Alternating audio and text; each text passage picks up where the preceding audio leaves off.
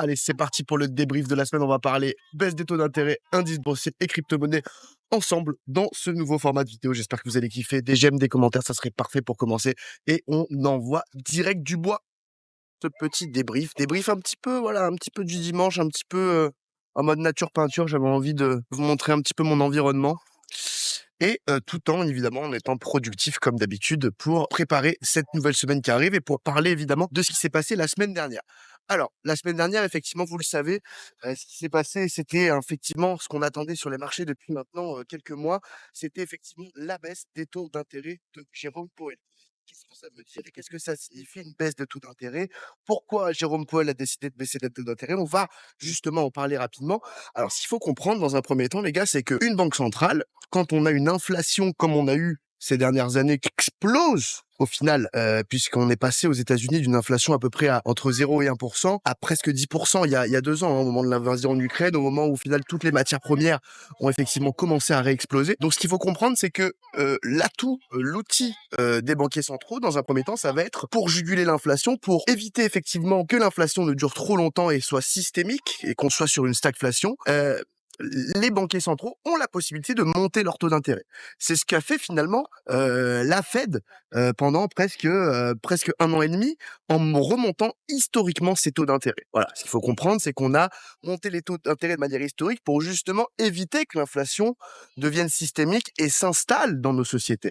Ce qu'il faut comprendre, c'est qu'effectivement, la hausse des taux d'intérêt s'est faite et effectivement, l'inflation est en train en ce moment de revenir sur des niveaux qui sont normaux. La normalisation, effectivement, en termes d'inflation, est en train d'arriver.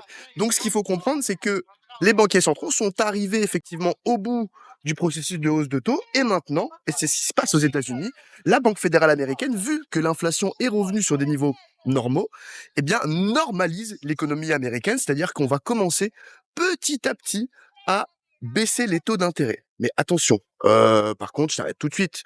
Baisser les taux d'intérêt, ça veut pas dire que la planche à billets revient et que c'est la fête du slide. Pas du tout, pas du tout, pas du tout. Baisser les taux d'intérêt, effectivement, à un moment donné, va faire que l'économie va devenir effectivement plus simple, puisque vous allez pouvoir emprunter de l'argent plus simplement, par exemple, pour un prêt immobilier. C'est ça ce que ça veut dire les taux d'intérêt. Plus les taux d'intérêt, effectivement, en Europe et aux États-Unis vont baisser, plus l'argent sera, j'ai envie de dire, atteignable facilement. Par contre, ce qu'il faut comprendre, c'est que on est arrivé effectivement sur des niveaux de taux d'intérêt aux États-Unis à plus de 5,5, historiquement haut. Donc ce qu'il faut comprendre, c'est que le temps que les taux d'intérêt passent de 5,5 à un niveau, on va dire, plus normal, ça va prendre du temps. Ça va prendre énormément de temps. Ça va prendre normalement jusqu'à 2026. Vous voyez, ça, c'est les prévisions qu'on a eues cette semaine sur la Fed. Donc ce qu'il faut comprendre, les gars, c'est que 2026, c'est pas encore là. Et c'est pas parce que la Fed a baissé ses taux d'intérêt que forcément l'argent redevient aussi facilement atteignable que ça l'était pendant le Covid notamment. Donc, on n'est pas encore dans une politique de relance économique. On est à peine aux États-Unis en train d'avoir une économie qui ralentit justement pour en terminer avec cette inflation. Donc ça, c'est une très bonne chose pour la Fed.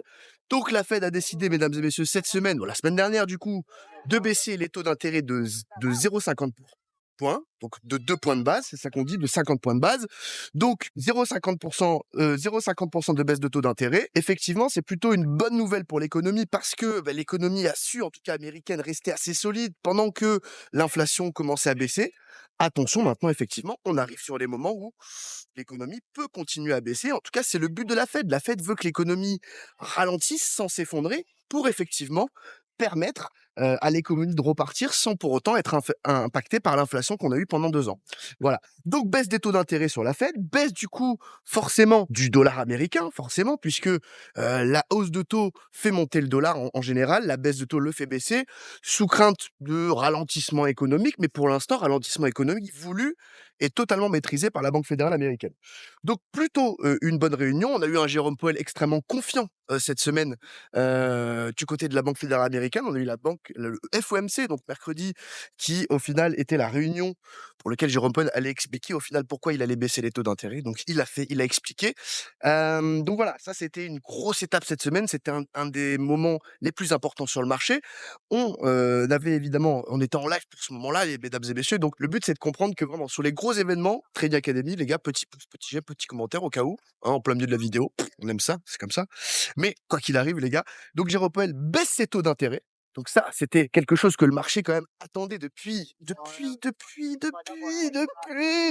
lustres, puisque déjà en janvier de cette année, on attendait déjà 5 à 6 baisses de taux. En tout cas, c'est ce que le marché anticipait. Et on en a eu pour l'instant que 2. Donc effectivement, pour la fin d'année, le marché financier, en tout cas les indices, les investisseurs attendent 4 baisses de taux. On en a eu 2, puisqu'on en a eu 2 en une, on a baissé de 2 points de base sur la dernière réunion. Donc, donc ça veut dire que on devrait encore avoir au minimum 2 baisses de taux de la Fed, sachant que le marché s'attend à encore 3 baisses de taux d'ici la fin d'année. Voilà, donc le marché attend beaucoup, c'est toujours pareil, hein, le marché financier, surtout les indices boursiers, ils attendent énormément de ces baisses de taux. Ces baisses de taux, on l'a vu toute l'année, on a eu un marché boursier qui augmentait justement par rapport à ces baisses de taux. Donc là, on commence effectivement à baisser les taux sous crainte effectivement de ralentissement économique américain, sous crainte d'un marché du travail américain qui ralentit petit à petit. Donc voilà, ça c'était un petit peu ce qui s'est passé cette semaine en termes de gros événements. Donc qu'est-ce qui s'est passé sur les marchés? Bon, on va pas se mentir, les indices boursiers ont encore cassé leur plus haut historique, ou en tout cas aux États-Unis, on est encore arrivé sur des plafonds. Donc ça fait pratiquement plus de 6 mois, mesdames et messieurs, qu'on est sur des plafonds quasiment tout le temps sur les indices américains. Alors, est-ce que ça remet en compte mes plans? Alors oui, vous allez me dire, ouais, mais Fab, il vend tout le temps. Oh là là. Oui, oui, vous le savez, je suis swinger vendeur sur les indices. Ça veut pas dire que j'ai vendu toute ma vie les indices. Ça veut dire que là, je considère effectivement sur les zones actuelles que j'ai pas envie d'acheter. En fait, j'ai pas envie. Non, j'ai pas envie. Et je ne le ferai pas, mesdames et messieurs, parce que, eh bien, je ne fais pas ce que j'ai pas envie de faire, tout simplement. Et parce que, tout simplement également, pour être clair avec vous, toutes les zones sur lesquelles nous sommes sur les indices, même si on est un poil plus haut sur tous les indices en ce moment, notamment le DAX, notamment le DO, si on réfléchit à comment j'ai tradé cette année sur les indices, même si j'ai pas fait la meilleure année possible, carrément pas d'ailleurs, sur les indices en tout cas, on se rend compte quand même que les zones dans lesquelles on est actuellement, c'est des zones que moi personnellement je vendais déjà au marché il y a quelques mois, quelques semaines, vous voyez. Les 41 400, 41 500 sur le Dow Jones ont été vendus de mon côté il y a quelques semaines. Les 18 700, 18 800 ont été vendus sur le DAX aussi pour moi il y a quelques semaines. Donc du coup, on a eu effectivement une belle opportunité baissière au mois de juillet. Et derrière, ils sont repartis faire des plus hauts historiques. Donc au final, moi, je vais pas changer de comportement par rapport au marché. C'est-à-dire que s'il y a 2 semaines, 3 semaines, 2 mois, 3 mois, je vendais certaines zones, je vais pas du jour au lendemain, 2 mois après, me mettre à les acheter. Je vais pas me les mettre en tout cas, dans le contexte actuel, c'est pas du tout le move que je prévois de faire. Pourquoi? Parce que je pourrais éventuellement me dire: «Bon, bah, ça y est, Fab, il baisse les taux, ça y est, c'est la fête du slip, on remonte». Sauf que le marché, mesdames et messieurs, il y a beaucoup d'épreuves qui vont arriver, beaucoup de challenges qui vont arriver pour le marché dans les semaines à venir. Premièrement, on va avoir l'élection américaine. Donc ça déjà, c'est c'est une grosse étape sur le marché cette année. C'est un des gros événements en novembre. Donc, du coup, je pense pas qu'on va avoir beaucoup de positionnement de la part des investisseurs avant le résultat des élections américaines. Ça, c'est une première chose. On a également la continuation, effectivement, des baisses de taux ou non de la Fed. Si le contexte économique de la Fed, par exemple, si l'économie américaine continue de se renforcer et ne s'affaiblit pas, Powell ne pourra pas baisser ses taux. Du coup, devra décevoir le marché. C'est des choses effectivement qui peuvent arriver. C'est pas dire que ça va arriver, c'est juste une possibilité. On a également tous les conflits géopolitiques et également en Ukraine et également Palestine, Israël, on le sait, c'est des conflits qui sont en cours et qui sont pas sur le point d'être réglés. Il y a pas mal de voilà, il y a pas mal de choses qui arrivent, d'éléments importants qui vont arriver. Donc c'est pour ça qu'à mon avis, vu qu'on monte sur les indices boursiers depuis maintenant presque plus de 8 mois, 9 mois sans s'arrêter, je trouve que là, on arrive sur une sorte de plafond en mode, bon ben voilà, on a monté toute l'année, on a enfin eu ce que le marché voulait, c'est-à-dire la baisse de taux. Est-ce que maintenant on réfléchirait pas un petit peu à latéraliser, consolider un petit peu, sans pour autant évidemment s'effondrer, parce qu'il n'y a pas le contexte d'effondrement. Il n'y a pas le contexte d'effondrement. J'en entends beaucoup qui disent oui, la récession, les gars. Pour l'instant, au moment où on se parle, on n'est pas dans ce contexte-là. On n'est pas dans ce contexte-là, donc ça sert à rien d'en parler. Donc on est dans un contexte effectivement où il y a des challenges, où le marché reste positif, où Jérôme Powell s'est montré positif. Donc il n'y a pas de raison pour l'instant de paniquer. Nous, sur les indices boursiers, évidemment, comme je vous l'ai dit, je ne vais pas changer de plan. J'estime que je vendais il y a 3-4 mois, je vendais il y a 6 mois, je ne vais pas acheter maintenant. Donc je reste évidemment vendeur sur l'indice Dow Jones. Le Dow Jones, mon plan c'est clair et net.